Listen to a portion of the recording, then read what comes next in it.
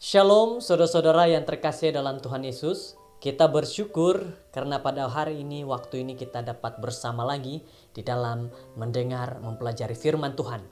Kita bersyukur karena kita sentiasa dapat terus memahami dan dapat mengetahui apa yang Tuhan ingin sampaikan kepada kita pada saat ini.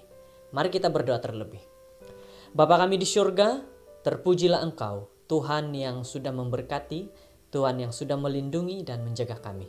Kami serahkan akal pikiran hidup kami kepadamu, agar kami dapat mempelajari merenungkan firman Tuhan dengan baik. Dalam nama Yesus, amin. Judul firman Tuhan kita pada saat ini adalah perkabaran terbesar. Saudara-saudara yang terkasih dalam Tuhan Yesus, perkabaran terbesar. Nah, ini yang kita ingin ketahui. Ayat renungan kita di dalam Wahyu 14 ayat 6 dan 7, di mana mengatakan seperti ini, saudara-saudara. Dan aku melihat seorang malaikat lain terbang di tengah-tengah langit, dan padanya ada Injil yang kekal untuk diberitakannya kepada mereka yang diam di atas bumi dan kepada semua bangsa, suku, dan bahasa dan kaum.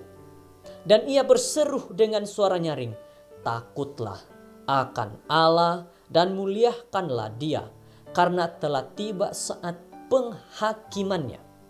Dan sembahlah Dia yang telah menjadikan langit dan bumi dan laut dan semua mata air."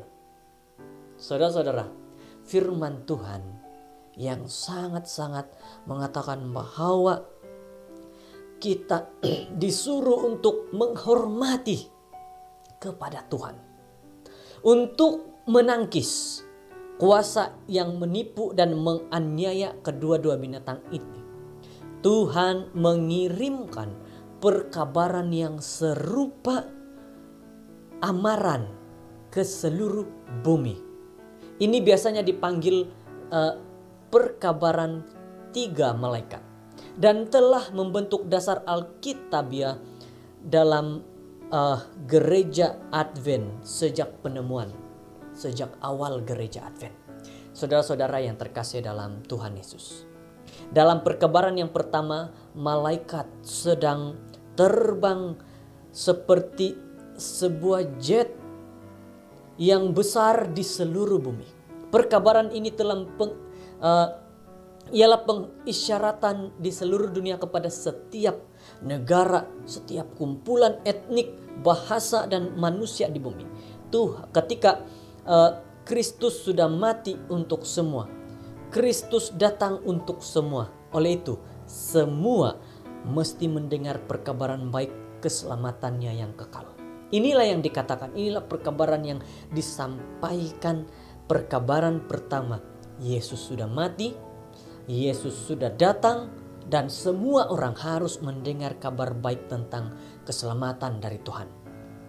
Message penghakiman, masa penghakiman yang khusus telah mulai berkumandang pada tahun 1844. Boleh kita baca di dalam Daniel 8 ayat 14, saudara-saudara.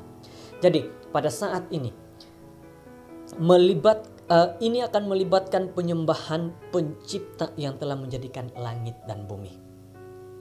Dan panggilan untuk menyembah pencipta secara bebas adalah bertentangan secara langsung dengan binatang yang coba memaksa setiap orang untuk menyembah dia.